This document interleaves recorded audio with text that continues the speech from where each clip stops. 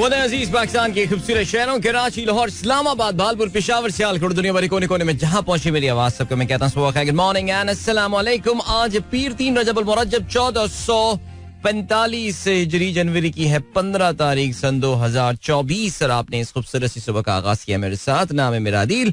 Sunrise show में मेरा और आपके साथ हमेशा की तरह सुबह के 9 बजे तक बहुत सारी इन्फॉर्मेशन, बहुत सारी बातें, आपकी पसंद के म्यूजिक, आप लोग के मैसेजेस लेकर अदील एक बार फिर से आपकी खिदमत में हाजिर है। उम्मीद करता हूँ सब खैरियत से होंगे, सुबह का आगाज अच्छा हुआ होगा, आप लोगों का वीकेंड अच्छा ही गुजरा होगा। लेकिन बहरहाल it's nice, not that chilly by the way morning here in Karachi, but it's foggy morning. आज कराची की फिजा में, अब मैं इसको फॉग बोलूं या हेज बोलूं, लेकिन वो जो गुज़श्ता हफ्ते में आके तबातुर के साथ ये बात कर रहा था कि कराची की सुबह में जो है वो काफ़ी चमक है और बिल्कुल आसमान साफ सुथरा नजर आ रहा है, और दिन में भी जब सूरज निकल रहा था तो बिल्कुल खूबसूरत आसमान, नील गूं, तो क्या बोलूं मैं, जबरदस्त वो वाला सीन था। लेकिन कल से इस मौसम में कुछ तब्दीली हुई है, गालबन लैंड ब्रीज जो है वो एक बार फिर से, जी हाँ बिल्कुल, चलनी जो है वो कराची की तरफ शुरू हुई है। Humidity is on the higher side which is why you are experiencing some fog here, और आई एम प्रीटी श्योर के जो हमारे मज़ाफ़ाती इलाके हैं, गडाब वगैरह और कस्बा कॉलोनी, वहाँ पे काफ़ी अच्छी जो है वो I'm sure there will be some fog there for sure. So बहरहाल चलें जी, अभी क्या सीन है, अभी ये सीन दैट प्रोग्राम में अगर आपको पार्टिसिपेट करना है, you can tweet me with the hashtag sunrise with Adil, और या चलें जी, आप लोगों के मैसेजेस भी मेरे पास मौजूद हैं और उस पर भी हम बात करेंगे। पाकिस्तान की सियासत पे मुख्तसरन जो है वो हम जिक्र डाल सकते हैं, ज़्यादा तो आपको पता है मैं खुल के बात नहीं करूँगा, तो उस हवाले से यूट्यूब शो है रखा हुआ। लेकिन क्रिकेट का जिक्र होगा। It's 2 out of 2 for New Zealand. Pakistan की टीम दोनों दफा ऐसा लगा कि कुछ जीतने के मूड में आई है, लेकिन we just could not finish the game, और यही तो हमारा रोना है। उस पे जरा अपना रोना धोना मजीद हम आगे चल के बढ़ाएंगे। एंड या चलें जी आगे बढ़ते हैं। पहला मैसेज आज का हमारे पास आया था और रहमान साहब का, कहते हैं कि please change morning messaging from 5 to 6 AM as from 6 preparation for नमाज start and after that exercise time begin, so no time left for the message, and for most of us morning starts at 5 AM and have some time to participate in the show. साहब message करने में कोई 45 second से 1 minute लगता है sir. अपने एक सूर्य नमस्कार को जरा सा मुअख्खर कर दें। देखिए आज मैंने आपको मैसेज पढ़ा है 5:50 पे आपने मैसेज किया, लेकिन मैंने जरूर शामिल किया है, बट अपने सूर्य नमस्कार 1 मिनट ऊपर ले जाइए सर और गेम ऑन हो जाएगी। बिल्कुल ऐसा ही है जी। टाइम हम ऐसा करते हैं, अभी 5:59 वाला ही रखते हैं। जवेद साहब कहते हैं 6 held over plot to disrupt London stock exchange. Okay, I did not know about that news. इसको जरा मैं भी पढ़ लेता हूँ। Thank you for sharing. Abdul Razzaq साहब कहते हैं तरबेला और मंगला के ज़खायर खत्म होने के करीब हैं और अभी तक सर्दियों की बारिशें नहीं हुई हैं। गिलगित बल्तिस्तान और कश्मीर में इस साल बर्फबारी भरपूर तरीके से शुरू ही नहीं हो सकी, जिसके पिघलने से मानसून तक अगले 6 माह में पानी की कमी को पूरा होना था। जी बिल्कुल, इस बार तो बहुत परेशान कुन सूरत हाल है पाकिस्तान में। एक तो पाकिस्तान के जो रहने वाले लोग हैं, हमने इस मुल्क को बिल्कुल ऐसा लगता है कि बिल्कुल तबाही के दहाने पर पहुंचा दिया है। इंसानी हरकतें जो हैं जिसका बेहतरीन मुजाहरा हमने इस वीकेंड में देखा था। लेकिन उससे ज़्यादा जो परेशानी की बात है वो ये है कि जो हमारे शुमाली इलाका जात में इस वक्त तक अच्छी खासी बर्फ़ पड़ चुकी होती है। जनवरी इज़ द मंथ जब बर्फ़ वगैरह पड़ चुकी होती है और ये सब है, लेकिन हमने देखा है कि अभी तक कोई इसमें हमें ख़ास ऐसा कोई वेस्टर्न सिस्टम जो है वो नज़र नहीं आया है जो कि अच्छी खासी बर्फबारी और अच्छी खासी बारिश जो है वो इस इलाके में लेकर आए। There are some rains expected at the end of this month. कुछ हो सकती हैं बारिशें, शायद उससे कुछ सिचुएशन जो है वो इम्प्रूव हो सकती है। पहाड़ों पे बर्फबारी भी हो सकती है, लेकिन definitely we are for sure, मैंने अभी तक ऑफिशियल नंबर देखे नहीं है, लेकिन जहां तक ये बर्फबारी वगैरह इन चीजों का ताल्लुक है, we would definitely be behind our average. It's the mid of January today man. सर्दियां भी अब तो जो है वो अपने पीक से निकल के अब डाउनवर्ड स्लोप पर होंगी एंड वेरी वेरी कहना चाहिए कि बहुत ज्यादा परेशान कुन सी ये सूरत हाल है। आगे बढ़ते हैं जी। एफ के नियाती कहते हैं भाई कुछ लोगों ने पीटीआई के गिरने के लिए कितना सोचा था, अभी तक प्लान्स बना रहे होंगे, काश ये लोग इसका 50% भी मुल्क को ठीक करने के लिए सोचते तो हम इस वक्त G20 में होते. बिल्कुल जी, दुरुस्त फरमाया आपने. काश ऐसा होता. अब्दुल रज़ाक साहब कहते हैं big upset in African Cup of Nations. African Cup of Nations में बहुत बड़ा अपसेट हो गया है और घाना की टीम जो साबिक चैंपियन टीम है उसको एक छोटे सा मुल्क का जिसका नाम है केप वर्ड उन्होंने शिकस्त दी है. और अफ्रीकन कप ऑफ नेशंस इस वक्त जारी है ऑफ कोर्स. एंड कल मोज़म्बिक और इजिप्ट के दरमियान भी जो है वो मुकाबला हुआ था और उसमें इजिप्ट जिसे कहते हैं कि उनकी काफी बेइज्जती हो जाती है मोज़म्बिक से. दे वर लूजिंग दैट गेम आखिरी मौके तक. इनफैक्ट मोहम्मद सलाह ने जो है वो पेनल्टी पे गोल स्कोर किया फॉर इजिप्ट 97th मिनट में, वरना Egypt was losing that game to Mozambique. और that was a big result man. और अजीबो गरीब से रिजल्ट आ जाते हैं अफ्रीकन कप ऑफ नेशंस में. कल नाइजीरिया और इक्वेटोरियल गिनी के दरमियान मैच जो है वो भी एक गोल से बराबर रहा. और ये घाना वाला तो बहुत बड़ा रिजल्ट है. क्या कहते हैं, ब्लैक स्टार्स कहते हैं अपनी टीम को शायद. ये घाना काफी फ्रीक्वेंटली वर्ल्ड कप में भी जो है वो फीचर कर रही होती है. So this David versus Goliath battle there in the African Cup of Nations which is of this weekend. इसका आगाज जो है वो इस वीकेंड से हो गया है और इसकी वजह से काफी सारे जो खिलाड़ी अफ्रीका के यूरोपियन लीग्स में खेल रहे होते हैं वो अपने अपने मुल्कों को चले गए हैं. और चलें जी आगे बढ़ते हैं.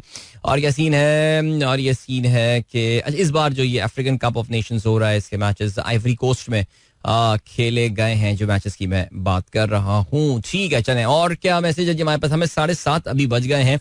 एक ब्रेक की जाने भी बढ़ना है, लेकिन उससे पहले एमी अली साहब का एक ताज़ा मजमून जो है वो छप गया है हम सब .com.pk में, इसका नाम है बहुत उस्ताद हो. अच्छा, मैंने अभी तक पढ़ा नहीं है एमी, मैं पढ़ लेता हूँ इसमें और जरूर आपको अपना फीडबैक दूंगा. Thank you so much as always for sharing.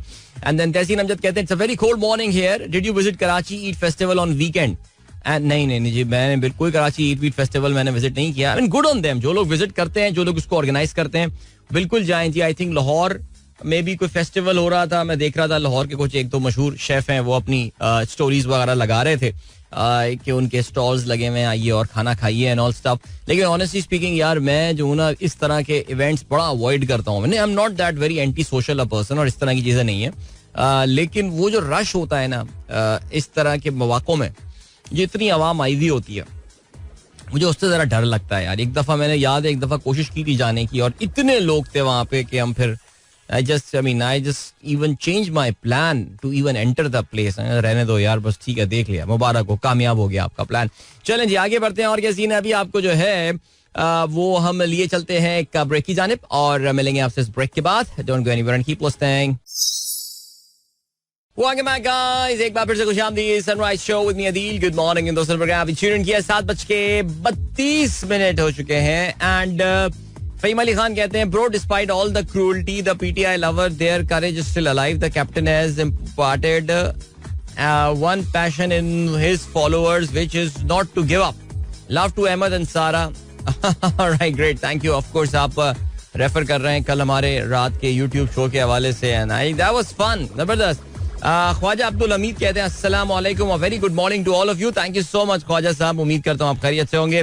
Hello Adeel uncle, Saturday I went to PEOC and Ali Zafar did his concert there. That is so cool. All right. अब मुझे ये ऑनेस्टली नहीं पता कि बेटा PEOC क्या है. मेरी कम इल्मी है डेफिनेटली इस हवाले से, लेकिन I hope you had a good time Ali Zafar. I hope you enjoyed the concert as well. आपने कुछ वो गाने सुने होंगे जो आप इस शो में भी काफी ज्यादा सुनते रहते हैं. यूसुफ नवाब कहते हैं आदाब अर्ज़ अदील भाई, कितना फजूल तरीन वीकेंड था, दोनों मैच भी हार गए और बल्ला भी छिन गया, बिल्कुल मजा नहीं आया. हाँ वैसे ये तो है, आई एम श्योर, इसमें कोई शक नहीं है. अब दोनों मैचेस भी हार गए यार. सीरियसली कुछ सोच रहे थे कि कुछ मैचेस वैचेस अच्छा परफॉर्म पाकिस्तान कर लेगा वहां पे, कुछ कहना चाहिए तसल्ली होगी, लेकिन यार और किस पोजीशन पे आके मैच हारे हैं यार. अफसोस अफसोस. What will be the outcome of the elections in current situation? Inayatullah Sheikh साहब, मेरे ख्याल से इस वक्त इलेक्शन जो है वो तो एक ज़ाब्ते की कार्रवाई लग रही है. सबको पता है कि क्या इलेक्शन किए जा रहे हैं, यानी जीतने वाले भी आप देखें, इतनी गैर मकबूल जमात जो इलेक्शन जीतेगी वो भी अपने घरों से भी नहीं निकल रहे हैं. कल हमारे एक दोस्त ने भावलपुर के कुछ कॉर्नर मीटिंग्स कर रहे थे, ये शेर के निशान वाले जो कैंडिडेट्स हैं, और मैं वो बेसिकली बता ये रहे थे कि वो एक किसी मोबाइल मार्केट में एक अपनी कॉर्नर मीटिंग कर रहे थे, और वो उस मोबाइल मार्केट को भी जो है उसमें भी आधी कुर्सियां जो है खाली पड़ी हुई थी. ये तो इस वक्त इनकी मकबूलियत का हाल है. लेकिन फिर भी ये सब कुछ होने के बावजूद अपने इलाके में आपको जहां भी आपका है, मैं देखें जी बैसियत एक citizen of this unfortunate country, मैं फिर भी आप लोगों को ये बात बोलूंगा that you should go out and vote. इन तमाम तर बातों के नहीं होगा काउंट आपका वोट जो भी होगा यार. मैं तो ये समझता हूँ lot of this is actually happening के आप लोग वोट देने ना निकलें, लेकिन मेरा ये ख्याल है that you guys should go out and vote man at all cost. Okay जी, मुनीम मकबूल कहते हैं why Somalia so angry about Ethiopia's new Red Sea port deal, international trade deal. Thank you so much. आपने ये खबर basically इस article का नाम ही यही है. अलजजीरा.com का आपने एक आर्टिकल जो है वो शेयर किया है, और उस हवाले से आप ये कहते हैं कि सोमालिया, आपने आर्टिकल शेयर किया है कि आखिर इतने गुस्से में जो है वो क्यों है सोमालिया. बिकॉज जाहिर है उनकी जो सोमालिया पर डिपेंडेंस है इथियोपिया की. We know Ethiopia is a land locked country, और उसकी वजह से ये प्रॉब्लम जो है वो ये फेस कर रहे हैं. उनके पास सोमालिया की पोर्ट्स को वो इस्तेमाल करते हैं, लेकिन अब नहीं करेंगे बिकॉज एक ऑटोनोमस रीजन है in the north of Somalia called the Somali land. अब वो वहां की पोर्ट जो है उसको एज एन ऑल्टरनेट पोर्ट इस्तेमाल कर रहे होंगे, तो जो राहदारी के पैसे इनको टैरिफ वगैरह मिलते होंगे सोमालिया को, वो अब नहीं मिलेंगे. सो या दैट्स इट. चलें जी आगे बढ़ते हैं. और क्या सीन है, अभी मैं देख रहा था एक न्यूज चैनल चल रहा है जिसमें अमेरिका में होने वाली सर्दी के हवाले से जो है वो बात की गई है. और इस वक्त जी बिल्कुल अमेरिका में काफी ज्यादा जो है वो इस वक्त बाज इलाकों में मौसम शदीद ठंडा हुआ है. कनाडा में भी जो है वो काफी सर्दी पड़ रही है. बल्कि कल हमारी कजन का मैसेज भी आया था परसों मेरे पास, उन्होंने बताया it's -48 degrees here right now. वो जहां पर मौजूद थी वो होती हैं एल्बर्टा में. एल्बर्टा में एक शहर है कैलगरी के नाम से मशहूर शहर है, तो उनका मैसेज पता नहीं क्यों मेरे पास आ गया था. आई डोंट नो, इत्तेफाक से उन्होंने कहा इट्स -48 डिग्री सेल्सियस है. -48 डिग्री सेल्सियस यार. चलो कोई बात नहीं यार, कनाडा में रहने के लिए कुर्बानी लोगों को देनी पड़ती है, और देनी पड़ती है. अब बिल्कुल ऐसे ही है. अभी जो है वो ज़ाहिर है अमरीकी सियासत का भी मैं ये देख रहा था कि जी अमेरिका में भी आपको पता है कि अब प्राइमरीज जो हैं वो शुरू होने वाली हैं, और अमेरिका में जो ये प्राइमरीज होंगी उसमें हमेशा अमेरिका में रूल ये होता है कि आमतौर से इवन दो डेमोक्रेटिक पार्टी इसको चेंज करने की कोशिश कर रही है, लेकिन अमेरिका में जो पहला प्राइमरी क्या होता है कि पार्टियां अपने इंटरनली जो बंदों को जो है इलेक्ट कर रही होती हैं. And it is starting with Iowa एक स्टेट है अमेरिका में, बहुत ही एक लैंडलॉक स्टेट है और बहुत ही अंदर जाके एक स्टेट है जो कि बॉर्डर नॉर्थ में कनाडा के साथ लगती है. और इस बार काफी शदीद वहां पे जो है सर्दी पड़ी है, and it's very snowy there right now. और 15 यानी आज जो अभी तो अमेरिका में या आयोवा में अभी तो 14 जनवरी होगी, कल वहां पे 15 हो जाएगी. और कल जो है वो डोनाल्ड ट्रंप साहब का इम्तिहान असल कल से शुरू होगा. देखिए चलिए इस पर जरा फुर्सत से आके हम बात करेंगे, और ये तो पूरा एक टॉपिक बनता है, लेकिन मैं सिर्फ जिक्र इसलिए कर रहा था कि आयोवा में काफी शदीद बर्फ पड़ रही है और शदीद ठंड सर्द मौसम है, जिसमें लोगों को जो है वो जो कॉकसेस में अपने पार्टिसिपेट कर रहे होंगे. और मैं इसलिए जिक्र कर रहा हूँ बिकॉज जिस तरह हम अभी पाकिस्तान के बारे में बात कर रहे हैं कि इस बार बिल्कुल भी बर्फ नहीं पड़ी है और बारिशों का सीजन नहीं आया. सर्दियां पड़ रही हैं लेकिन बारिशें अभी तक पर से ऐसी जो है वो नहीं हुई हैं. 2011 में जब मैं अमेरिका गया था उस जमाने में यही वो टाइम था, और उस जमाने में वहां पे प्राइमरीज जो हैं वो हो रही थी, और वो प्राइमरीज मुझे याद है कि उस जमाने में वहां पे बिल्कुल भी बर्फ नहीं पड़ी थी अमेरिका में, और वहां पे लोग काफी परेशान थे इस चीज के हवाले से. हम न्यू हैम्पशायर में थे, स्टेट में जहां पे पहली प्राइमरी होती है, जहां पे वोटिंग एक प्राइमरी वोटिंग वाली प्राइमरी, कॉकस और वो अलग होते हैं, वो हम बाद में बात करेंगे जरा उस हवाले से. तो वहां पे it was literally bone dry there, और वहां पे लोग भी बड़े परेशान थे, और वो यही कह रहे थे कि आमतौर से इस टाइम पे न्यू हैम्पशायर में काफी बर्फ पड़ चुकी होती है, but that year there was absolutely no snow, but this time it has been different. There has been a lot of snow, of course. So yeah, चलें जी आगे बढ़ते हैं. और क्या सीन है, इस्लामाबाद में भी आज काफी सर्दी है. अदील भाई मुराद अयाज कहते हैं उनकी गाड़ी का जो पैमाना दर्जा हरारत है वो ये बता रहा है कि इस वक्त 3 डिग्री सेल्सियस इस्लामाबाद में है. That's pretty cold man, 3 degree Celsius. Wow, अभी जरा सा ऊपर और निकल जाएंगे थोड़ा सा पहाड़ों में तो फिर तो नुक्ता अंजुमात से नीचे टेम्परेचर जो है वो पहुंच जाएगा. Can you please play a song? बस भाई बस, ज्यादा बात नहीं चीफ साहब. अब छोड़ दे यार, इस गाने पे उठ ही ना जाऊं मैं कहीं. अदील भाई, आपने जुमे को मेरे स्पोर्ट्स शो में आना है. नवीद गुलजार खोकर साहब. ओहो हो भाई नवीद साहब, थैंक यू सो मच. आपने अपने स्पोर्ट्स शो में, आप टेलीविजन स्पोर्ट्स होस्ट हैं और आपकी मोहब्बत है, आप मुझे प्रोग्राम में बुला रहे हैं. बट जुमे को मैं एक्चुअली होऊंगा नहीं कराची में, मैं इस्लामाबाद में होऊंगा. But the issue is that I will be very busy. ये जो हफ्ता आने वाला है ना, इसमें जरा थोड़ा सा मेरा मसरूफियत का टाइम आ रहा है. हो सकता है मैं इसमें 1-2 शोज जो है वो भी मिस कर जाऊं. यूट्यूब का तो मैंने अपना शेड्यूल कल बता दिया था लोगों को, सो काफी डिसरप्टेड मेरा ये शेड्यूल रहेगा because there is a series of program जो कि अगले 5 दिन में जो है वो होस्ट करने हैं, जिसकी वजह से I be travelling up country as well. So Lahore Islamabad भी होगा एंड ये है जरा इशू. ओके जी. हसन शेख कहते हैं a catastrophy is a system where government is run by the worst, least qualified and most unscrupulous citizens. यार ये जो कैटास्ट्रोफी है ना, ये पता नहीं मुझे ऐसा हमेशा से, it sounds so much like Pakistocracy. I mean it sounds so much like our country. और इसके जो मतलब है वो भी यही है कि बदतरीन लोग जो है वो जब किसी मुल्क को चला रहे होते हैं तो इसको कैटास्ट्रोफी जो है वो कहा जाता है. Man that sounds so similar. कि जी माशाल्लाह, जब से टीम दौरे पर रवाना हुई है कौम की उम्मीदों पर पूरा उतर रही है. बिल्कुल. देखिए भाई, मैंने तो बहुत पहले ही आप लोगों को बता दिया था. लोग मुझे कह रहे थे कि मैं बहुत पेसिमिस्टिक हो रहा हूँ. मैंने कहा था 4-1 पाकिस्तान हारेगा ये सीरीज.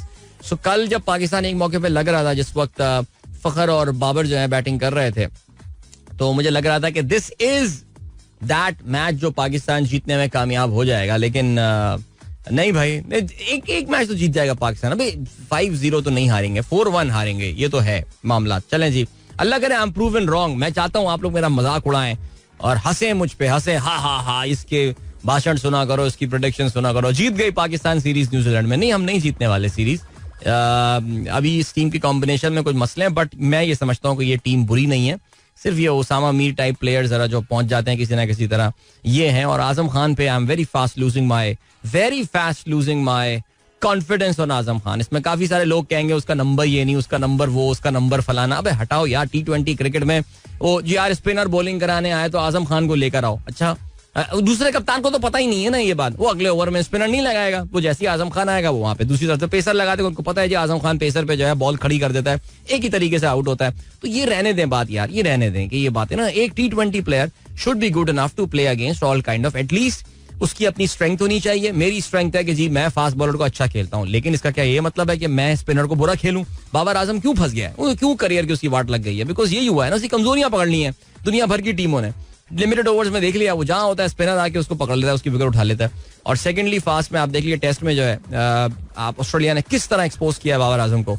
उसकी जो है वो फ्रंट फुट पे जो उसकी वीकनेसेस हैं, कितने बड़े बड़े गैप निकाल रहे थे बैट और पैड के दरमियान वो.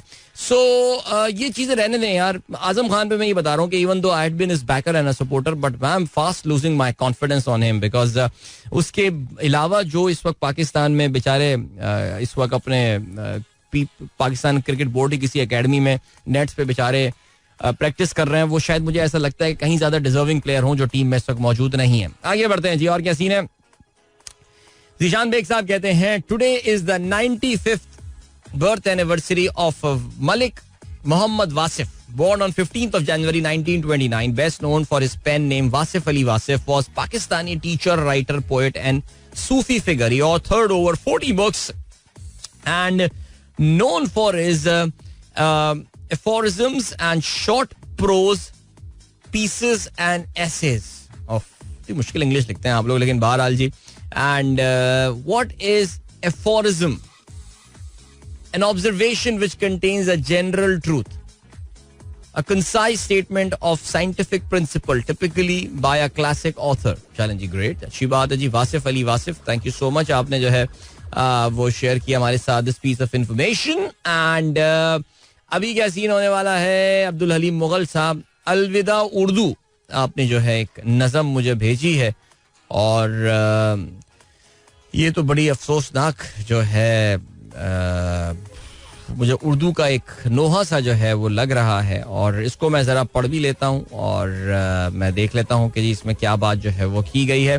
बहरहाल जी अभी हम क्या करने वाले हैं, अभी हम ये करने वाले हैं that you have to move towards a commercial break right now. लेकिन प्रोग्राम में अगर आपको भी पार्टिसिपेट करना है तो फिर आप मुझे टेक्स्ट कर सकते हैं या आप मुझे ट्वीट कर सकते हैं with the hashtag sunrise with Adeel, या एक्स पे पोस्ट कर सकते हैं, या कोई ना कोई इस तरफ जरूर निशानदेही जो है वो करवाता है एक्स पे पोस्ट करने के हवाले से. चलें जी, so we moving towards a break now. उसके बाद एक अच्छा सा गाना सुनते हैं. So don't go anywhere and keep listening.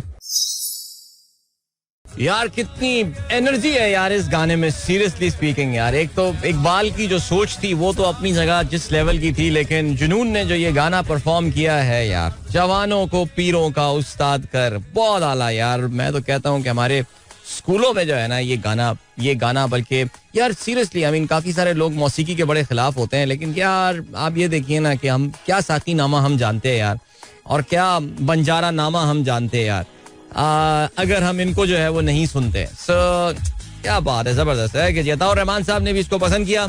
Zulfi Tahir भी कहते हैं there must be a daily dose of this song in such depressing times. क्या बात किया आपने, जबरदस्त जी. और जो है वो पीर साहब का भी मैसेज आया. पीर जहीर साहब कहते हैं nice song, thank you so much sir, बहुत शुक्रिया. और यार अदील अजहर भाई, लगता है इकबाल ने रेवोल्यूशनरी पोएट टर्की वालों के लिए की थी, पाकिस्तानियों के बस की बात नहीं है. अच्छा ये बात तो है यार, ये तो आपने बात जो है ना बड़ी जबरदस्त जैसे कहते हैं कि लिख दी है कि पाकिस्तानियों की ये इनकलाब बस की बात नहीं है यार. पाकिस्तानी जो है ना वो दूसरे मुल्कों में इनकलाब ला सकते हैं, पता नहीं फलाना तेरे खून से इनकलाब आएगा और ये सारी बातें जो है ना है सिलसिला. बट बहरहाल चलें जी आगे बढ़ते हैं. और क्या सीन है जनाबे वाला. रियाजुर रहमान साहब कहते हैं world economic forum starting from today in Switzerland, around 1000 to 1500 private jet travel to all the surrounding airport near Davos during इसे कहते हैं कि ड्यूरिंग दिस. अच्छा यार आपको पता चला वर्ल्ड इकोनॉमिक फोरम, बिल्कुल जी, डावोस स्विट्जरलैंड में शुरू हो रहा है. एक सालाना इवेंट है. इस इवेंट के बारे में अक्सर हर साल जब भी हो रहा होता है कुछ ना कुछ इसका जिक्र जरूर होता है, बिकॉज ये वो वर्ल्ड इकोनॉमिक फोरम एक ऐसा फोरम होता है कि जिसमें दुनिया की जो सियासी और जो बिजनेस लीडरान हैं वो एक जगह पे जमा होते हैं और दुनिया के मसाइल का हल निकालने की कोशिश करते हैं. अच्छा इसका basically it's an extremely capitalist sort of event, यानी सरमायादाराना निजाम का जो एपिटोम होता है वो ये इवेंट होता है. तो इसमें अक्सर जो क्रिटिसाइज करने वाले लोग हैं जो स्पेशली बाएं बाजू की सोच रखते हैं, सोशलिस्ट सोच रखते हैं, वो ये कहते हैं कि इससे बड़ी आयरनी और क्या होगी कि दुनिया के 1500 प्राइवेट जेट, आपको पता है कि प्राइवेट जेट का जो पर कैपिटा कार्बन फुटप्रिंट होता है वो बदतरीन होता है. लाइक सिर्फ एक बंदा जहाज में बैठ के जाता है और उसके लिए वो पूरा का पूरा जहाज जो है वो दुनिया के एक कोने से दूसरे कोने में पहुंचाया जाता है. Just imagine the kind of fuel that is wasted और कितनी पोल्यूशन उससे फैल रही होती है. और इतने सारे लोग जमा हो के डावोस में डिस्कशन क्या करते हैं कि दुनिया को आलूदगी से कैसे बचाया जाए. So just imagine. और भाई पाकिस्तान की तो भाई क्या जबरदस्त रिप्रेजेंटेशन हो रही है इस बार. पाकिस्तान के निगरान गैर कानूनी वजीर आजम जनाब काकड़ साहब जो है वो एक बार फिर से बैरून मुल्क जाके पाकिस्तान को रिप्रेजेंट करेंगे. अभी तक तो आपको पता है कहीं जाकर उन्होंने तीर वीर मारा नहीं है. उनको देख के मुझे अंदाज अपना का वो डायलॉग याद आ जाता है जिसमें वो बता रहा होता है ना, जगदीप बता रहे होते हैं कि कभी कभी क्या फिल्मी मलेरिया जॉनी ने मेरे बाप को भी जो है वो झांसा देकर बम्बई भेजा था. कभी कभी किसी फिल्म के सेट में यूं खड़ा हुआ नजर आ रहा होता है. तो हमारे वजीर आजम, निगरान गैर कानूनी वजीर आजम भी इन इंटरनेशनल फोरम में तस्वीरों पे कभी कभी यूं खड़े हुए नजर आ रहे होते हैं. मैं COP29 की तस्वीर तो बहरहाल आपने जो है वो देखी होगी. बट क्या बात है जनाब. इसके अलावा तोहा सुल्तान कहते हैं कि एक साहब ने काफी हद तक कर दिया है जवानों को पीरों का उस्ताद. बिल्कुल जी, उसका मौका जो है वो हमें अभी देखने का मिलेगा और लेट्स सी क्या रहता है सिलसिला. बट जनाब वाला यस, हमें आज के अखबारात में शामिल अहम खबरों पर जो है वो इस वक्त नजर डालनी है और आगे बढ़ते हैं जी. आज क्या खबर है. बिलावल भुट्टो ने कल तकरीर, अच्छा मुख्तलिफ अखबारात में मुख्तलिफ खबरों के हवाले से बात की गई है. जंग तो जाहिर है आपको पता है कि अपनी इस वक्त विक्ट्री सेलिब्रेट कर रहा है. वो तो खैर आगे चल के जो पाकिस्तान कि जब तारीख लिखने वाले लोग इस फैसले के बारे में लिखेंगे तो वो लिखेंगे. लेकिन बहरहाल जंग के लिए तो दिस इज, और जो नून लीग के सपोर्टर्स हैं जाहिर है उनके लिए तो ये एक बहुत बड़ी एक कामयाबी हुई है. इवन दो आपने ये देखा कि इस फैसले के बाद से जो इफ्तिखार चौधरी कहाँ जहन में आ गए, काजी फाइज ईसा जो उनके बैंड वैगन थी और उनके कसीदे पढ़ने वाले जितने भी काफी सारे लोग, जितने तो नहीं पढ़ूंगा, कुछ लोग तो काजी फाइज ईसा कुछ भी फैसला दें उन्हें इससे कोई फर्क नहीं पड़ता. लेकिन कुछ लोग हैं कि जिनके ज़मीर ने मलामत की है उनके इस फैसले के हवाले से कि किस तरह एक पार्टी के ऊपर कानून का इतलाक करके इतने करोड़ों वोटर्स का जो है वो डिसफ्रेंचाइज किया गया है इस फैसले के थ्रू. लेकिन बहरहाल जंग एज आई सेड उनकी इमरान खान के साथ इस पर्सनल लेवल की जो है वो नफरत थी कि वो उनका काफी ज्यादा जो है वो उन्होंने सेलिब्रेट कर रहे हैं. कहते हैं पीटीआई नए पॉलिसी की तलाश में, आज जंग की ये हेडलाइन है. अच्छा जी, फील्ड ही नहीं रही, हम मुख्तलिफ सूरत हाल में चले गए, कोई ना कोई पॉलिसी बनाएंगे. हामिद खान का ये कहना है. हमारे उम्मीदवार आज़ाद नहीं रह सकते, मुख्तलिफ पार्टियों में शामिल करा दिए जाएंगे, पहले ही खबरदार कर दिया था. अख्तर इकबाल डार की गारंटी नहीं, रहनुमा तहरीक इंसाफ का ये कहना है. सुप्रीम कोर्ट के तफसीली फैसले के बाद नजरसानी का फैसला करेंगे, अवाम से इंतखाबात का हक छीन लिया जाए तो इलेक्शन में कोई साख नहीं रहती. हामिद खान की जियो के नया पाकिस्तान में शहजाद इकबाल से गुफ्तगू. ठीक है जी, आगे बढ़ते हैं. आपने कल देख लिया होगा पीटीआई के जो मुख्तलिफ कैंडिडेट्स हैं उनके बड़े दिलचस्प किस्म के उनको मिले हैं इलेक्टोरल सिंबल्स. पीटीआई की सोशल मीडिया मशीनरी का अब असल इम्तिहान मेरे ख्याल से अब तक का उनकी सिंस देयर एग्जिस्टेंस उनका सबसे बड़ा इम्तिहान जो है वो शुरू हुआ है और शायद इसी सिचुएशन के लिए कुदरत ने इनको तैयार करवाया गया होगा.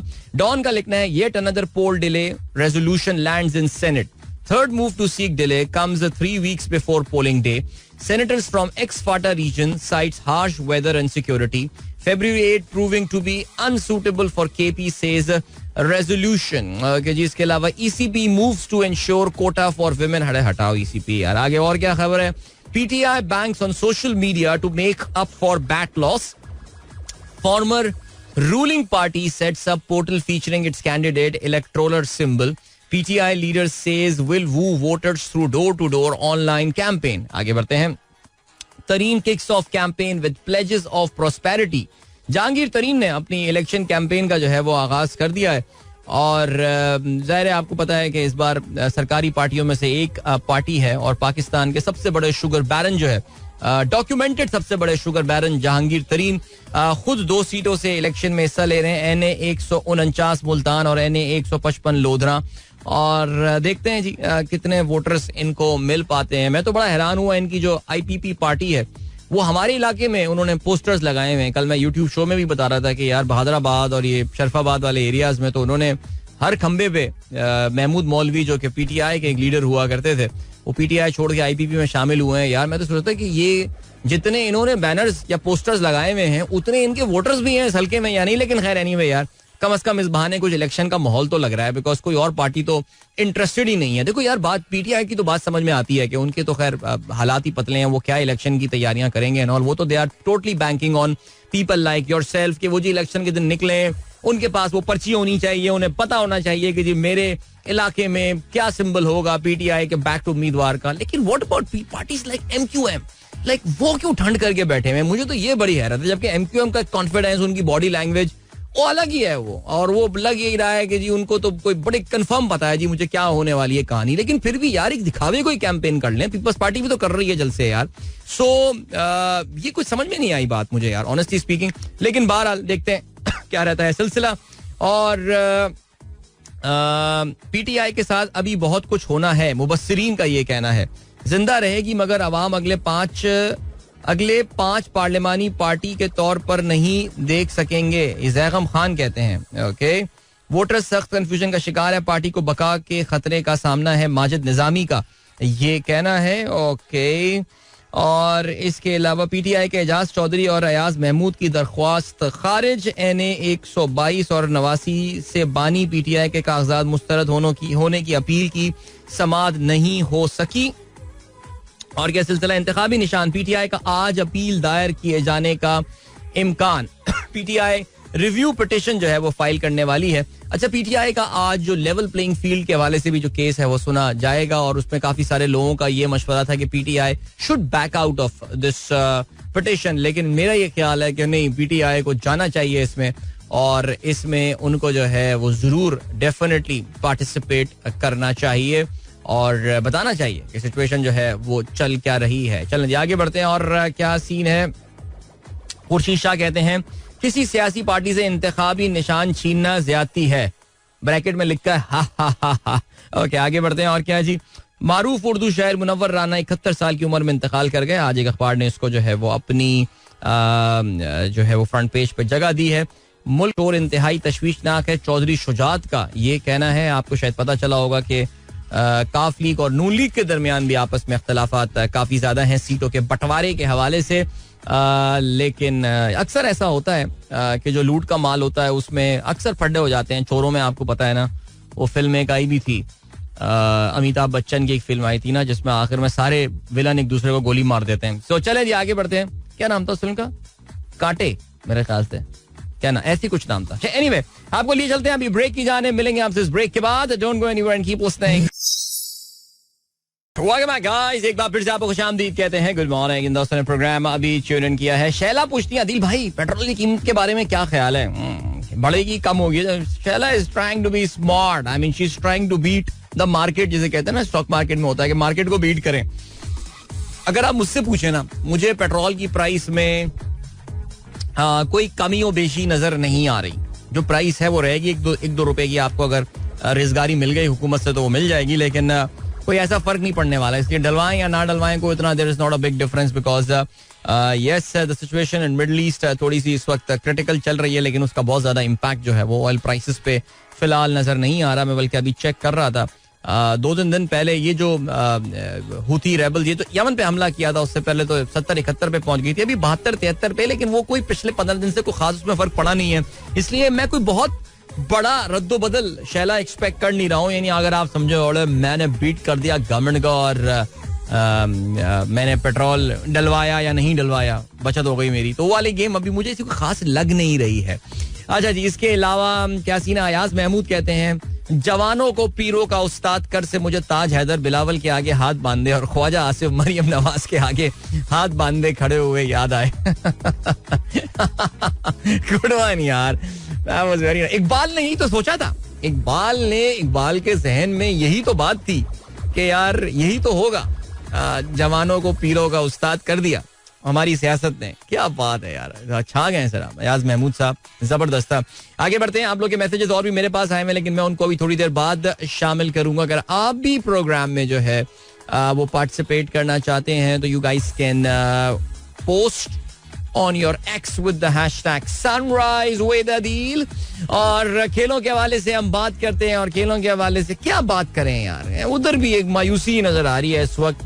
2 out of 2 for New Zealand, or New Zealand at the end of the day, well, what can I say, it turned out to be a comfortable win for New Zealand, even though यार एक मौके पे पाकिस्तान ने यार ऐसा लग रहा था कि इस मैच को जो है ना वो दबोच लिया है पाकिस्तान ने और हमारे कंट्रोल में जो है वो ये मैच आ गया है, लेकिन अनफॉर्चुनेटली ऐसा नहीं हुआ और मैच हमारे हाथ से ये जा वो जा। फखर जमान वॉज द मैन जो कि पाकिस्तान की इनिंग को इंटैक्ट करके रखे हुए थे। हमें बाद में भी अंदाजा हुआ कि no, it was not Babar Azam, it was Fakhar Zaman जो कि पाकिस्तान को बचा कर रखे हुए थे। सो चलें पहले बात करते हैं भाई पाकिस्तान के लिए जो इस बार एडवांटेज रहा है वो ये रहा कि 2 out of 2 पाकिस्तान ने 2 में से 2 मैचेस में टॉस जीता और पाकिस्तान ने दोनों दफा पहले बॉलिंग करने का फैसला किया। कल न्यूजीलैंड ने जिस तरह अपना आगाज किया था, फिन एलन खास तौर से जिस तबाहीदार मूड में जो है वो नजर आ रहे थे, तो लग यही रहा था कि शायद ये मैच न्यूजीलैंड पाकिस्तान के खिलाफ, अगर आपको याद हो इससे पहले वाले मैच में उन्होंने हाईएस्ट रिकॉर्ड पाकिस्तान के खिलाफ 1000 रन बनाने का रिकॉर्ड बनाया था और लग ये रहा था कि लगातार दूसरे मैच में न्यूजीलैंड इस रिकॉर्ड को तोड़ देगा, लेकिन पाकिस्तान ने आखिर में बड़ा अच्छा कमबैक किया। खास तौर से क्रेडिट आपको देना पड़ेगा हारिस रऊफ को, जिन्होंने अपने जो आखिरी 2 ओवर्स थे वो बहुत अच्छे ओवर्स कराए। शाहीन शाह अफरीदी ने अपने 4 ओवर्स में in a very high scoring game Shaheen Shah Afridi gave 30 runs कोई विकेट वो बहरहाल लेने में कामयाब नहीं हुए. हारिस रऊफ ने 3 खिलाड़ियों को आउट किया. ये तीनों खिलाड़ी उन्होंने आखिरी ओवर में अपने आउट किए थे. Abbas Afridi got 2 wickets, Aamir Jamal got 1 wicket and Usama Mir उनको भी 1 विकेट मिली. Honestly I think Aamir Jamal और उसामा मीर की पोजीशन इस वक्त जरा सी मुझे लग रही है परेशानी में. मैं तो कहता हूँ अब यार जब आप नवाज को लेकर गए तो फिर खिला लें नवाज को. बट उसामा वाला एक शौक मेरे ख्याल से अब कौम का पूरा हो जाना चाहिए फिलहाल यार. मैं देख रहा था कि जी कुछ स्पोर्ट्स जर्नलिस्ट यार इतनी नफरत करते हैं साइम अयूब से. वो कह रहे थे कि साइम अयूब वाला कीड़ा मर गया कौम का. नो क्या बातें कर रहे हो यार. अबे भाई सीरीज में 2 गेम हुए, एक में उसने रन कर दिए, एक में उसमें नहीं की. और वो यानी किस तरह के हमारे यहाँ बेशरम किस्म के जर्नलिस्ट बैठे हुए हैं स्पोर्ट्स के यार. बट खैर चलें जी. तो हुआ ये सीन भैया कि पाकिस्तान जब बैटिंग करने आया तो पाकिस्तान की दोनों विकेटें जल्दी गिर गई. साइम भी जल्दी आउट हुए. मोहम्मद रिजवान ने आगे तो स्टार्ट तो ऐसा लिया था भाई ने जैसे आज वो छोड़ेगा नहीं. लेकिन फिर थोड़ी देर में जो है वो मिलन की गेंद पे किक आउट बिहाइंड हो गए थे. कॉनवॉय ने उनका कैच लिया था. उसके बाद एक बड़ी कमाल पार्टनरशिप रही. 10 रन पे 2 विकेटें गिरने के बाद फखर जमान और बाबर आजम के दरमियान दोनों के आसान कैचेस जो हैं वो छूटे. लेकिन उसका उन्होंने काफी हद तक फायदा उठाया. फखर जमान ने 25 गेंदों पे 50 रन बनाए जिसमें 5 छक्के और 3 चौके शामिल थे. उनके आउट होने के बाद there was nothing much left in Pakistan. ऐसा लगता है जैसे कि पाकिस्तान की बिल्कुल जैसे कहते हैं ना कि वो बारे से हवा निकल गई हो. इफ्तिखार अहमद 4 रन बनाकर आउट हुए. आजम खान ने 2 रन बनाए. आमिर जमाल ने 9 रन. शाहीन शाह अफरीदी ने कुछ रेजिस्टेंस एंड में जरूर शो की. 22 रन उन्होंने बनाए 13 गेंदों पे. अब्बास आफरीदी के साथ उसामा मीर 0 और हारिस रऊफ नॉट आउट रहे 2 रन पर. आखिरी विकेट पाकिस्तान की जो गिरी वो अब्बास आफरीदी की थी. बाबर आजम ने बनाए 43 गेंदों पे 66 रन जिसमें 2 छक्के और 7 चौके शामिल थे. न्यूजीलैंड की तरफ से एडम मिल्न गॉट 4 विकेट. 2 विकेटें हासिल की Tim Southee, Ben Sears and Ish Sodhi ने. और मिच सेंटनर जिनको कल जो है वो लाया गया टीम में, उनको तो कल जैसे कहते हैं ना कि फखर ने बिल्कुल कल तो कचूमर निकाल दिया उसका. और वो मिच सेंटनर को इसने फखर ने सही घेरा हुआ है. आप ये देखिए. तो मैं अभी विन प्रोबेबिलिटी का चार्ट देख रहा था ओवर द मैच. तो New Zealand dominated that but there was one point in time in this game जहां पे पाकिस्तान की जो विन प्रोबेबिलिटी थी it actually came close to around 70%. That was Fakhar और बाबर जिस वक्त जो है वो बैटिंग कर रहे थे. सो या बहरहाल 2-0 हो गया है जी. और दिस सीरीज पाकिस्तान का पिछले कोई तकरीबन 5 से 6 महीने में क्रिकेट का बहुत बुरा हाल है. राइट लेफ्ट एंड सेंटर हर जगह हमें जो है वो मुंह पे नॉकआउट पंचेस पड़ रहे हैं. और क्या बोला जाए यार. तो कोई भी चीज यहाँ पे जो है ना इस वक्त सिर्फ एक ही पाकिस्तान का एथलीट है जो दुनिया में परफॉर्म कर रहा है वाकई सही मानों में. और वो है अरसलान ऐश. वो जहाँ जा रहा है वो जीत कर आ रहा है. उस बेचारे को लोग ज्यादा जानते भी नहीं है बट अरसलान ऐश पाकिस्तान का वो टेकन वाला जो गेम है टेकन है पता नहीं क्या. मैं तो कल देख रहा था उसका थोड़ा सा मैच ना. वो तो मैं स्ट्रीट फाइटर ही लग रहा था यार. वही अबू किन आर यू किन और वही चरखियां चल रही हैं और वही चुनली टाइप सीन एंड ऑल. लेकिन वो चीता प्लेयर है यार. वो जिस तरह मैं देख रहा था उसका कल गेम ना उसकी क्वार्टर फाइनल वाला मैं देख रहा था. क्वार्टर फाइनल और प्री क्वार्टर फाइनल वो मौका नहीं देता यार. वो इतना फास्ट है उसमें. ये टेकन देखा होगा आपने. पता नहीं अरसलान ऐश बड़ा जबरदस्त स्पोर्ट है. फैसलाबाद का मेरे ख्याल से लड़का. He is making a lot of money right now. E sports का चैंपियन है ये बंदा. तो एनीवे चलें जी आगे बढ़ते हैं. तो भाई ये सीरीज तो पाकिस्तान के हाथ से निकलती हुई जा रही है. 194 रन के जवाब में पाकिस्तान की कल पूरी टीम जो है वो आउट हो गई 173 रन पे. 21 रन का मार्जिन था. एंड 21 रन T20 क्रिकेट में मेरे ख्याल से आई थिंक पाकिस्तान यार ट्राई मार सकता था. लेकिन खैर कल एडम होलियोक ने जो है वो मीडिया से बात की. He is concerned by Pakistan middle over batting. वो कहते हैं the batting coach points out to 8 to 13 over in the T20 international against New Zealand on Sunday where they hit only 2 boundaries. सोचना पड़ेगा कि 8 से 13वें ओवर के दरमियान पाकिस्तान ने सिर्फ 2 बाउंड्रीज लगाई. सो एडम होलियोक कल बात भी कर रहे थे टेलीविजन पे. एंड या visibly grown old man. But चलें आगे बढ़ते हैं. एंड अब क्या है इस सीरीज का तीसरा मैच जो है वो डुनीडन में होने वाला है right there in the south of New Zealand. और यहाँ पे पाकिस्तान न्यूजीलैंड सुबह के 5 बजे एक दूसरे के आमने सामने होंगे. Good luck to Pakistan team. अब तो सीरीज बचाने की कहानी आ गई है. और फिर फ्राइडे को मैच होना है 11:10 पे. Okay this is the match that we can नहीं है यानी हम. अरे यार ये तो बैड सीन. बट चलें संडे को फिर सुबह 5 बजे आखिरी मैच है.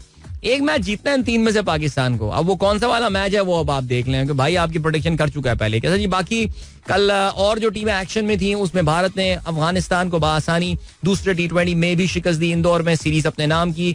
अफगानिस्तान ने पहले बैटिंग करते हुए 172 रन बनाया. इंडिया का अफगानिस्तान का आगाज बड़ा अच्छा था, खासतौर से उनकी जानिब से गुलबदीन नाइब ने जो है 35 गेंदों पर 57 रन बनाए एंड 172 इंडियन विकेट्स पे. आप जानते हैं कि कोई इतना खास टोटल जो है वो होता है नहीं. अर्शदीप ने 3 विकेटें हासिल की, रवि बिश्नोई ने 2 और अक्षर Patel got 2 wicket, Shivam Dubey got 1. जवाब में भारत ने इस टोटल को सिर्फ 15.4 ओवर्स में 4 विकेटों के नुकसान पर पूरा किया. यशावी जायसवाल की 34 गेंदों पे 68 रन, 16 गेंदों पे 29 विराट कोहली ने बनाए और 32 गेंदों पे 63 बनाए शिवम दुबे ने. तो यही पूरा काम जो है वो करके चले गए. एंड ऑफ कोर्स इस सीरीज में आपको अंदाजा होगा कि न्यूजीलैंड के मेन बॉलर राशिद खान जो है इज नॉट इन एक्शन. ठीक है. इसके अलावा एक और भी मैच खेला गया जिम्बाब्वे और श्रीलंका के दरमियान. पहला T20 मैच प्रेमदासा में, जिसमें बहुत ही क्लोज फाइट. मैन ये तो मुझे पता ही नहीं था. आखिरी गेंद पे मैच जीतने में कामयाब हुई श्रीलंका. पहले बैटिंग करते हुए जिम्बाब्वे ने 143 रन बनाए 5 विकेटों के नुकसान पर. आप जानते हैं श्रीलंकन विकेटों पे ये जो स्कोर होता है ना, ये ट्रिकी होता है. ये स्लो विकेटें होती हैं. 150 जो है ना वो डिफेंडेबल हो जाता है. 62 रन बनाए सिकंदर रजा ने 42 गेंदों पे, जिसमें 2 छक्के और 5 चौके शामिल थे. और जवाब में श्रीलंका ने लास्ट बॉल पे इस टोटल का जो है वो हासिल किया. Sikandar Raza got 3 wickets for 13. What an amazing all round performance. Angelo Mathews अपने बुढ़ापे में भी अभी तक खेल रहे हैं. 46 रन उन्होंने बनाए 38 गेंदों पे, लेकिन आखिर में दासून शानाका के 18 गेंदों पे 26 रन जो है वो फैसला कुन साबित हुए. एंजेलो मैथ्यूज को प्लेयर ऑफ द मैच का अवार्ड मिला, which I think it's just pretty ridiculous. Sikandar Raza got runs, he got wickets as well. लेकिन खैर चलें जी. So what a thriller that was. Sri Lanka go 1 up in that 3 match series. अभी आपको हम लिए चलते हैं ब्रेक की जाने. अच्छा नहीं, प्रीमियर लीग के कल के कुछ स्कोर्स देख लेना. अभी आज ब्रेक उतना को बड़ा नहीं है, तो जरा 1-2 मिनट ऊपर निकल जाए तो इंजीनियर बाबू नाराज नहीं होंगे हमारे इंशाल्लाह. प्रीमियर लीग में कल जो मैचेस खेले गए उसमें राइट मैनचेस्टर यूनाइटेड और टॉटनहम हॉटस्पर्स के दरमियान बड़ा कमाल मैच हुआ. ये मुकाबला 2-2 गोल से बराबर रहा और Manchester United would be disappointed, but बहरहाल चलें कोई बात नहीं, because they were leading 2-1 at one point in time. Everton Aston Villa का मैच 0-0 से बराबर हुआ. सैटरडे को चेल्सी ने फुलहम को 1-0 से शिकस्त दी और न्यूकासल को मैनचेस्टर सिटी ने एक सनसनीखेज मुकाबले के बाद इंजरी टाइम में गोल की बदौलत जो है वो 2 के मुकाबले में 3 गोल से शिकस्त दी. केविन डी ब्रुयना जो है वो एक तवील ब्रेक के बाद एक बार फिर से वापस आए और पहले ही मैच में गोल स्कोर करने में कामयाब हुए. चलें जी, अभी आपको हम लिए चलते हैं ब्रेक की जाने. मिलेंगे आपसे इस ब्रेक और एक सॉन्ग के बाद. Don't go anywhere and keep listening. यार you guys enjoyed that Coke Studio Season 14. क्या बात है भाई, जबरदस्त. 8:24. Good morning. इन दोस्तों ने प्रोग्राम अभी ट्यून इन किया. शहजाद, अब आप लोग के मैसेजेस पे नजर डाल लेते हैं. #sunrise with Adil. माशाल्लाह we are trending in number 2 right now in Pakistan. What have we done? आज तो मैसेजेस भी ज्यादा नहीं आ रहे हैं, लेकिन खैर पता नहीं यार. Algorithm works in funny ways. All right. हजरत अली का कॉल शेयर किया शहजाद अहमद साहब ने. कहते हैं सब्र की 2 सूरतें हैं, जो नापसंद हो उसे बर्दाश्त करना और जो पसंद हो उसका इंतजार करना. चलें, आई रियली होप कि हज़रत अली रज़ी अल्लाह अन्हु होगा ये कॉल हो, बिकॉज यार इंटरनेट पे आपको पता चीज़ें शेयर हो जाती हैं, बाद में आपको पता चलता है कि यार तो कहानी कुछ और ही थी और पता नहीं किसका कोई कॉल था, किसका शेयर था, किसी नाम से शेयर हो गया. एनीवे, नासिर हुसैन साहब ने गाना शेयर किया है. लाजिम है कि हम भी देखेंगे, हम देखेंगे. In these testing time we need to keep our morale high and must not lose hope. We can't give them open field. Enjoy this legendary kalam for motivation. Thank you so much sir, बहुत शुक्रिया. And लाजिम है कि हम भी देखेंगे. क्या बात है. शुएब साहब कहते हैं looking at the current country scenario, shall we consider it's over? Stop hoping and seek future of our kids outside Pakistan. Whoever comes next in the government will now be fearless to pollute the system further. Well, Pakistan के साथ जो इस वक्त जो लोग कर रहे हैं वो शायद इसी उम्मीद के साथ कर रहे हैं कि यार हम ही इस मुल्क के हालात को ठीक कर चुके हैं, कर सकते हैं, बिकॉज उनको लगता है कि हम ही ठीक कर सकते हैं. मुझे ऐसा लगता है कि उनकी बहुत ज्यादा जो इंस्पिरेशन है वो बांग्लादेश का जो एक टेक्नोक्रेटिक सिस्टम का मॉडल था, जो कि बांग्लादेश में सन 2005 से 2008 तक उन्होंने एक्सपीरियंस किया था, या 2006 से 2009 तक एक्सपीरियंस किया था. उनके काफ़ी ज़्यादा इंस्पिरेशन या उनके जो इंस्पायर्ड हैं वो उससे ज़्यादा है कि एक बार हम डायरेक्शन सेट कर देंगे और फिर उसके बाद जो है वो छोड़ देंगे इनको मैनेज करने को. लेकिन बहरहाल जी 4 दफा मुल्क में ये तजुर्बात हो चुके हैं और आपको पता है कि ये कामयाब अब तक रहे नहीं है. कहीं ना कहीं कोई मसला, कोई ना कोई इशू रह जाता है. लेकिन इस बार काफी ये सख्त किस्म का सिस्टम है. लेकिन हमने पहले भी सख्त सिस्टम देखे हैं और वो इतना कोई कामयाब रहे नहीं. लेकिन खैर चलें जी. तो बाकी जहां तक देखिए आपके बच्चों का ताल्लुक, अब सवाल ये पैदा होता है कि आपके बच्चों को करना क्या है. देखिए अगर बच्चों को आर्म्ड फोर्सेस में जाना है फिर तो ये बेहतरीन मुल्क है ना पाकिस्तान. पाकिस्तान बेस्ट मुल्क है. I mean armed forces Pakistan का सबसे ऑर्गेनाइज, सबसे ताकतवर इदारा है. और अगर बच्चे को आपको शौक है अब्बू मैं फौज में जाऊंगा, तो फिर तो बच्चे को आप जाए ना, जाओ बेटा. अगर आजकल भी बच्चे इस तरह सोच रहे हैं, मुझे नहीं पता बच्चों की क्या सोच है. लेकिन अगर उनको फौज में जाना है बिल्कुल ठीक है. अब्बू मैं सिविल सर्विस में जाऊंगा, मैं डीसी बनूंगा इलाके का, एमपीओ 3 एमपीओ निकालूंगा, फिर बहुत अच्छे आपके बच्चे का करियर बिल्कुल सेट है, उसको आप पाकिस्तान में रहने दें. लेकिन अगर आपका बच्चा कहता है अब्बू मैं मुझे एक सॉफ्टवेयर इंजीनियर बनना है, अब्बू मुझे एक फ्रीलांसर बनना है, मुझे ये चीजें काम करनी है, तो फिर आप उसको बोलेंगे हाँ बेटा फिर मेरे ख्याल से कुछ सोचो बाहर तुम क्या कर सकते हो and all. So yeah I think that's the thing. मेरा ख्याल से ये इस पॉइंट ऑफ व्यू से सोहेब साहब है कि बच्चों को आखिर करना क्या आगे चल के. ओके जी, then what have we got.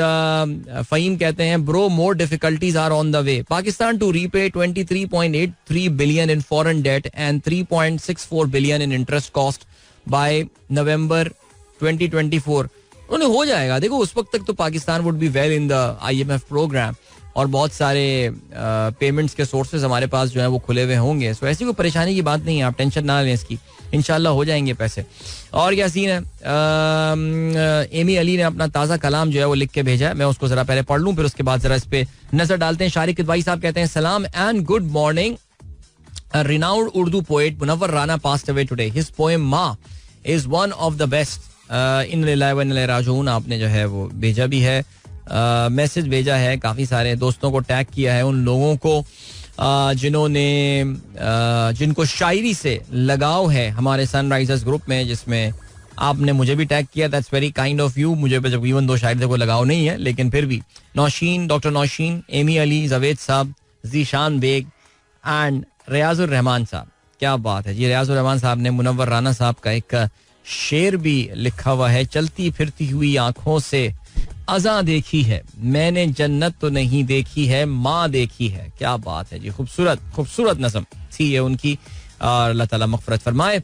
इसके अलावा मुनीर अहमद साहब कहते हैं प्यारे अदील भाई, आपके कल रात के यूट्यूब शो देखने के दौरान जब हमने अहमद की हल्का बनने की कोशिश देखी तो हमारे दिल से सिर्फ एक दुआ निकली और वो ये कि अल्लाह आपकी फैमिली को खुश और आबाद रखे. यार अहमद जिस मेंटल इस वक्त स्टेट में गुजर रहा है ना, मैं आपको बता नहीं सकता सीरियसली स्पीकिंग वो किस बेचैनी की स्टेट से इस वक्त जो है वो गुजर रहा है. अच्छा जी, इंसाफ का मैसेज आया है एबटाबाद _111. अस्सलाम वालेकुम सर. वालेकुम अस्सलाम. रुबाब खान का कहना है international thank you day is celebrated. अच्छा जी, अच्छा बिल्कुल जी रुबाब, ये तो हमने अभी 11 जनवरी को बड़ा अच्छा प्रोग्राम किया था, काफी सारे थैंक यूज हमने जो है वो लिए थे. डॉक्टर जीशान ने हमें याद दहानी कराई थी इंटरनेशनल थैंक यू डे के हवाले से. और वो ये कहते हैं, वो कहती हैं so we Sunrisers thank you मामा फॉर ऑल योर एफर्ट्स. भाई जबरदस्त, ग्रेट मामा, thank you for all your efforts. Then we have got Nazia Danish का कहना है very cold morning in Islamabad. Very cold morning in Islamabad.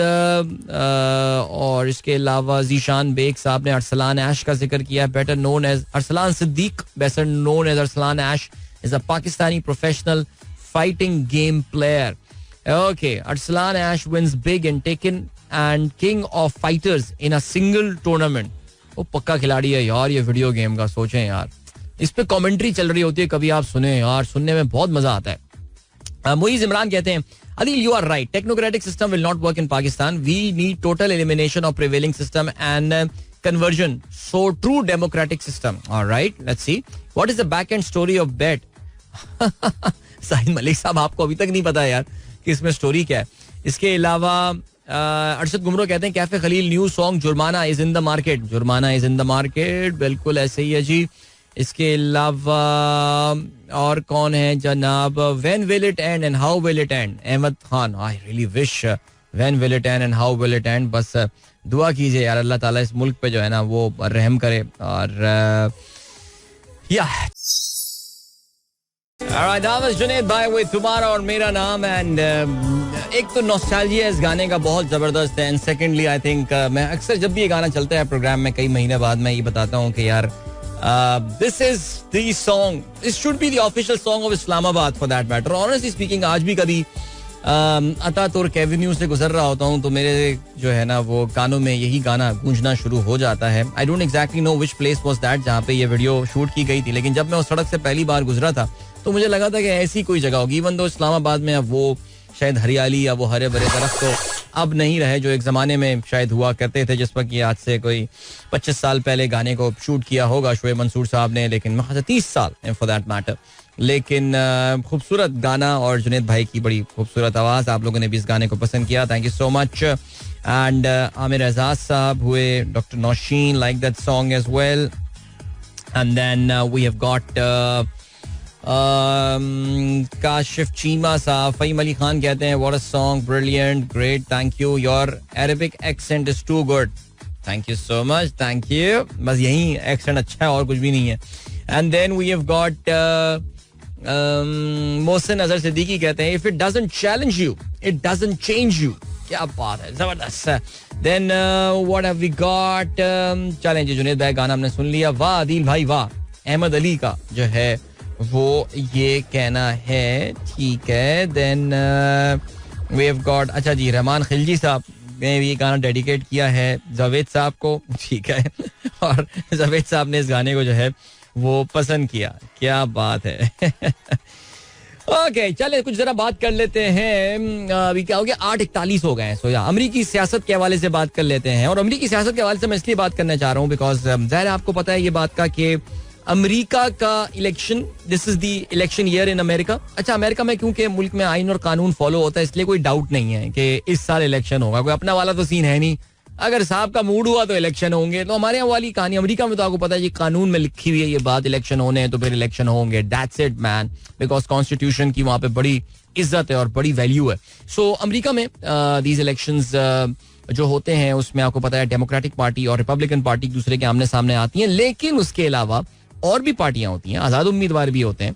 और वो एक बड़ा कॉम्प्लिकेटेड सिस्टम है जिसके थ्रू इलेक्टोरल कॉलेज का सिस्टम होता है, जिसके थ्रू अमेरिकन जो है वो अपना सदर को इलेक्ट करके आगे भिजवा रहे होते हैं. लेकिन इन इलेक्शन से पहले भी एक इलेक्शन हो रहा होता है. नहीं वो वाला इलेक्शन नहीं, अगर आप जो समझ रहे हो वो तो सिलेक्शन होती है. लेकिन वो इलेक्शन जो होता है उसको अमेरिका में कहा जाता है प्राइमरीज. और ये प्राइमरीज जो होती हैं ये दरअसल जो दो बड़ी पार्टियां अमूमन, जिसमें डेमोक्रेटिक और रिपब्लिकन पार्टी है, ये हर रियासत में जो इसके रजिस्टर्ड मेंबरान होते हैं पार्टियों के, वो अपने पसंद के कैंडिडेट को जाके वोट करते हैं जिसको वो चाहते हैं कि नवंबर में होने वाले इलेक्शन में हमारी पार्टी को रिप्रेजेंट करे. इन्हें जो है वो प्राइमरीज कहा जाता है. सो डेमोक्रेटिक पार्टी जिसमें जो बाइडन है बाय द वे, उनकी भी प्राइमरीज हो रही हैं. अमेरिका में आमतौर से जो इनकम्बेंट प्रेसिडेंट होता है, जो उस वक्त प्रेसिडेंट होता है, जो री इलेक्शन के लिए जा रहा होता है, उसके लिए कोई ज्यादा परेशानी का सबब जो है वो होते नहीं है. ये जो प्राइमरीज होते हैं उनको वो आमतौर से जीत जाते हैं. और अभी भी जो बाइडन के खिलाफ, believe it or not, there are Democratic candidates, कुछ डेमोक्रेटिक पार्टी के इस तरह के लोग आए हुए हैं जो ये समझते हैं दैट जो बाइडन इतना कमजोर कैंडिडेट है, इतना वीक कैंडिडेट है, वो इतना ज़ईफ हो चुका है, वो अपनी इसकी मेंटल स्टेट वो नहीं है कि वो अमेरिका दुनिया के सबसे बड़े मुल्क का जो है वो सदर बन सके. सो अमेरिका में इस तरह के डेमोक्रेटिक पार्टी में भी इस तरह के सियासतदान हैं जो कि आके जो बाइडन को चैलेंज दे रहे हैं. लेकिन क्या वो जो बाइडन को हरा पाएंगे, ऐसा होता हुआ नजर नहीं आता. इसी वजह से लोगों का ज्यादा फोकस जो है वो रिपब्लिकन पार्टी की प्राइमरीज की तरफ है. और जाहिर है उसमें it is right now it's just a one horse race. एक ही घोड़ा है जो कि इस रेस में भाग रहा है और ईमानदाराना तरीके से. ये नहीं कि बाकी सारे घोड़ों को सप्रेस कर दिया गया कि बस वो एक ही बच जाए. वो बड़ा मशहूर सीन आजकल डिक्टेटर फिल्म का हमें ट्विटर पे और सोशल मीडिया पे नजर आ रहा होता है कि जिसमें वो कौन सा था शेख किंग का क्या नाम था, भूल गया मैं. वो जो है वो बाकी सारे जो लोग भाग रहे होते हैं साहब उनको गोलियां मार देता है और वो जीत जाता है. नहीं, ऐसा नहीं है. मेरिट की बुनियाद पर रिपब्लिकन पार्टी में जो इस वक्त प्राइमरीज हो रही हैं उसमें डोनाल्ड ट्रंप का जो है ना वो कोई मुकाबिल नहीं है दूर तक, बल्कि बहुत दूर तक. और इसमें डोनाल्ड ट्रंप, बल्कि मैं आपको अगर एग्जैक्ट नंबर बताऊं इस वक्त कि जो रिपब्लिकन पार्टी के वोटर्स हैं उसमें डोनाल्ड ट्रंप की बढ़तरी जो है वो कितनी ज्यादा है, तो इट इज एक्चुअली या बाकी तमाम लोगों की अगर आप पॉपुलैरिटी को मिला भी लें, कोई करीब भी उसके ले आए, तो फिर भी डोनाल्ड ट्रंप के आसपास वो सब मिला के भी जो है नहीं बन सकते. तकरीबन 66 to 70% of the Republican party voters जो हैं वो इस वक्त डोनाल्ड ट्रंप को सपोर्ट करते हैं, और उसमें से तकरीबन कोई 90% लोगों का ये कहना है कि वो डोनाल्ड ट्रंप को वोट करेंगे अगर डोनाल्ड ट्रंप, यानी वो बाकियों के भी जो सपोर्टर्स हैं, जिसमें डोनाल्ड ट्रंप का मुकाबला इन प्राइमरीज में किन के साथ हो रहा है, उसमें रॉन डिसैंटिस हैं जो कि गवर्नर हैं फ्लोरिडा के, जिनके बारे में आज से कोई 6-7 महीने पहले समझा जाता था that he is going to give Donald Trump और रन फॉर हिज मनी, लेकिन बिल्कुल ऐसा नहीं हुआ. इसके अलावा 2 भारतीय निजात शख्सियात जो हैं वो इसमें हिस्सा ले रही हैं. एक तो निकी हेली हैं, और जिनका नाम पता नहीं समथिंग कौरंधावा एक्चुअल नाम है, लेकिन वो अपना अमेरिकन नेम लेती हैं. निकी हेली जो कि डोनाल्ड ट्रंप के दौर में ही अमेरिका की नुमाइंदा थी इन द यूनाइटेड नेशंस. इसके अलावा जो एक और साहब हैं, जो तीसरे साहब जो कि थोड़े बहुत जिनकी रेटिंग्स है और थोड़ा बहुत नंबर्स तो खैर उससे काफी डाउन हो गए. इज दिस अनदर एक इनके टेक एंटरप्रेन्योर हैं, रामास्वामी उसका नाम है. क्या नाम है यार, नाम बिल्कुल गलत टाइम पे जहन से निकल गया, लेकिन खैर कोई इशू नहीं. उसकी तो काफी ज्यादा रैंकिंग जो है वो नीचे चली गई है. सो अभी क्या हो रहा है, so Donald Trump is going to get nominated until and unless something drastically जो है वो इनके खिलाफ जो है वो हो जाता है. सो अमेरिका में सबसे पहला जो रियासत वोट करती है प्राइमरीज में, बिकॉज हर रियासत में अलग अलग जो इंतखाब हो रहा होता है, सबसे पहले जो रियासत वोट करती है ये अमेरिका की एक आबादी के लिहाज से बहुत छोटी सी रियासत है जिसका नाम है आयोवा. ओके जी, आयोवा में दे थिंग कॉल्ड कॉकसेस, और कॉकसेस ये होता है कि जो आप पोलिंग स्टेशन जाके लोग वोट नहीं कर रहे होते हैं, बल्कि टाउन हॉल्स में और मुख्तलिफ लाइब्रेरीज में उस इलाके में लोग वहां पे मिलते हैं और बैठते हैं और आपस में फिर वो डिस्कस करते हैं कि हम किसको नॉमिनेट करेंगे, आपस में डिबेट करते हैं. ये बड़ा एक दिलचस्प स्टाइल जो है, ये बड़ा ट्रेडिशनल, बहुत पुराना और बड़ा दिलचस्प स्टाइल है उनकी ये प्राइमरीज का.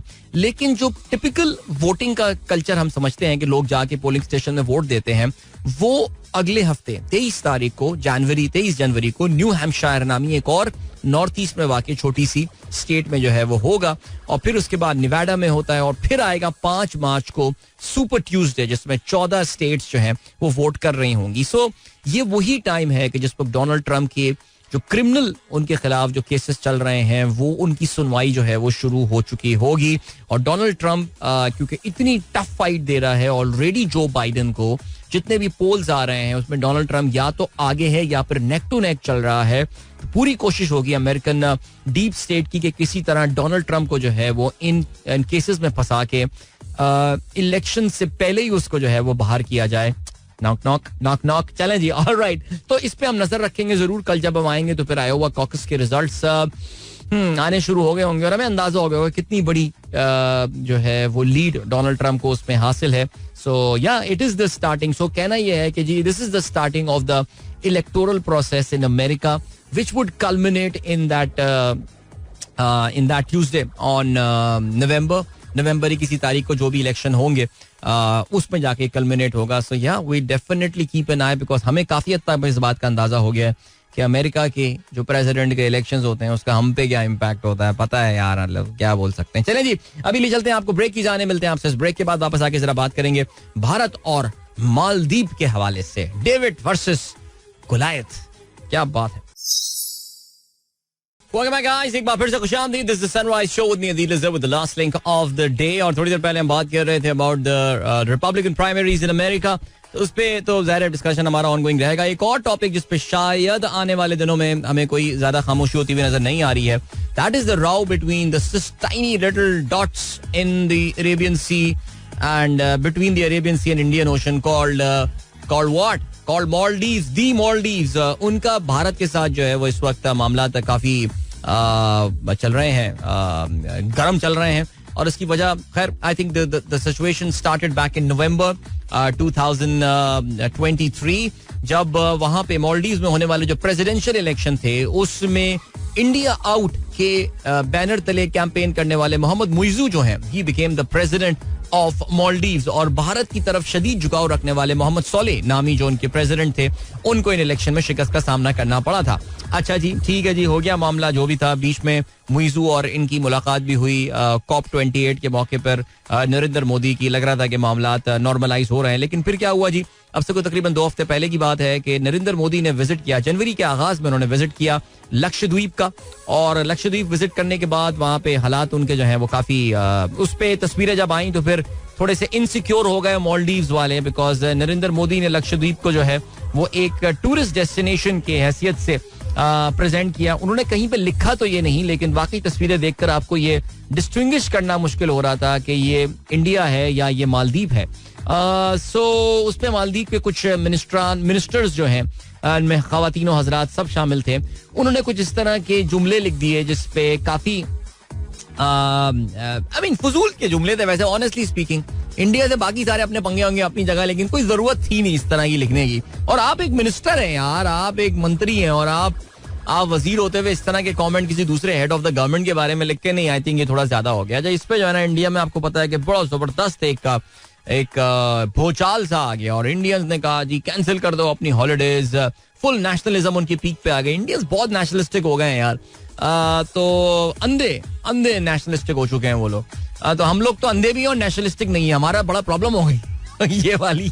लेकिन खैर चलें जी. तो हुआ ये कि उन्होंने जाके ये शुरू कर दिया campaign boycott Maldives and all.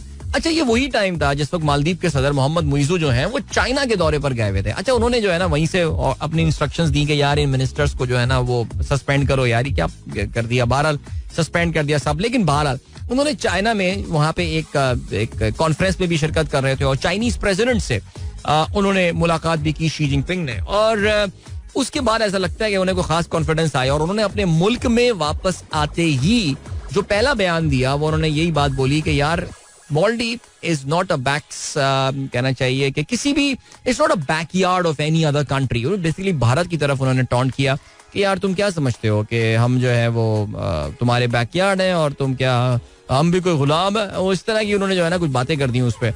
अच्छा, फिर उन्होंने कल मालदीव की तरफ से जो भारत को एक अल्टीमेटम दे दिया गया है कि 15 मार्च से पहले आपकी जितनी यहाँ पे मिलिट्री बेसिस हैं, जो कि पिछले प्रेसिडेंट्स के दौर में जो भारत नवाज प्रेसिडेंट थे उनके दौर में वो जो मिलिट्री बेसिस मालदीव पे बनाई गई हैं, उनको आप खाली कर दें. सो अब इस पे इंडिया का क्या रिएक्शन आता है वो मैं आज देखता हूँ कि इंडियंस का क्या कहना है इस चीज के हवाले से. लेकिन definitely India will surely not be happy about this. हमें ये बात पता है कि मालदीव जो है वो पिछले काफी सालों से एक सॉर्ट ऑफ एक कोल्ड वॉर, एक थिएटर बना हुआ है बिटवीन इंडिया एंड चाइना. इसकी लोकेशन काफी स्ट्रेटेजिक सी है, भारत की कोस्ट के काफी करीब ये वाक़ है. और यहाँ पे जाहिर है दोनों ममालिक अपना इन्फ्लुएंस बढ़ाने की कोशिश कर रहे हैं, चाहे वो चाइना हो या फिर वो भारत हो. मोहम्मद मुइजू जो है उनको चाइना ने $150 मिलियन की इमदाद जो है वो भी दी है. तमाम भारत ने वहाँ पे काफ़ी सारे इंफ्रास्ट्रक्चरल प्रोजेक्ट्स के ऊपर जो है वो भी काम किया हुआ है.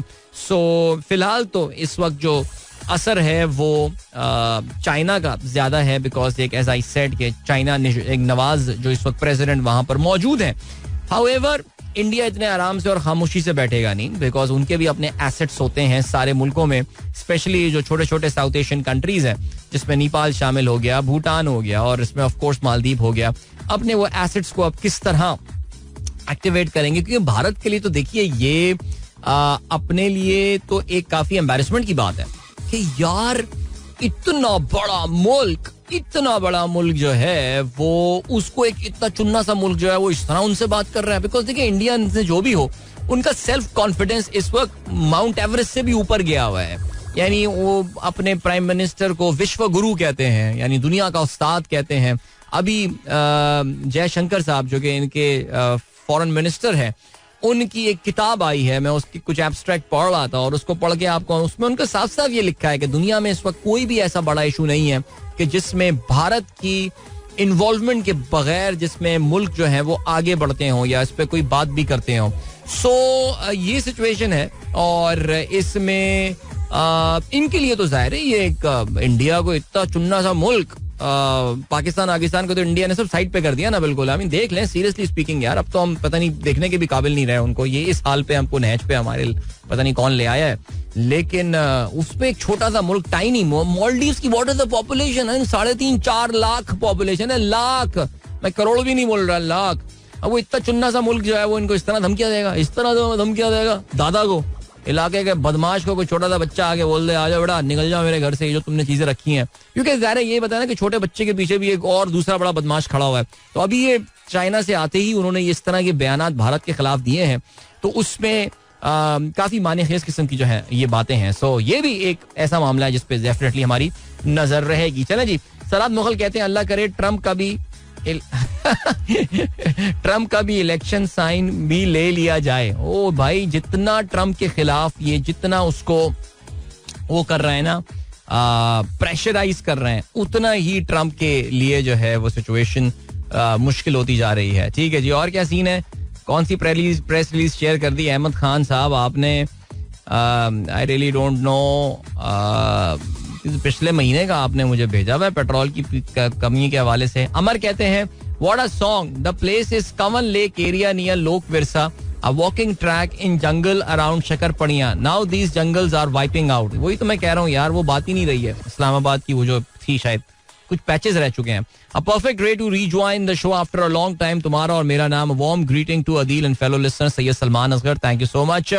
Only Junaid Jamshed can bring both smiles and tears with his songs. Ali Atif Saeed कहते हैं ब्यूटीफुल थॉट यार. और इसी बात के साथ वक्त आ गया आप लोगों से इजाजत दी जाए. इंशाल्लाह मेरी आप लोगों से मुलाकात अब कल सुबह एक बार फिर होगी.